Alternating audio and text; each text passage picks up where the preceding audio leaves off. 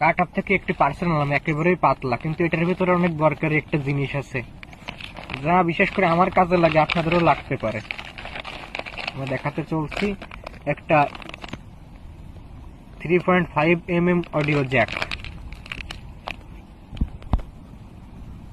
দেখতে পাচ্ছেন কাঙ্ক্ষিত প্রোডাক্ট। এটা দিয়ে আসলে কি করে, এটা আসলে কেন ব্যবহার করা হয়, এটার বিভিন্ন সুবিধা আছে, আপনাদেরকে বলি।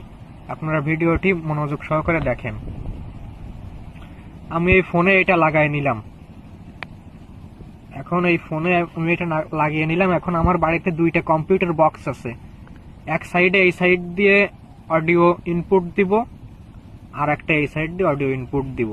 দিলে দুইটা বক্স একসাথে বাজবে। এরকম বহুত সুবিধার ক্ষেত্রে আমরা এই জ্যাকগুলো ব্যবহার করে থাকি। এটা কার্টআপে পাওয়া যাচ্ছে মাত্র 60 টাকা দিয়ে কিনছিলাম। হ্যাঁ, 60 টাকা দিয়ে কিনছিলাম এটা।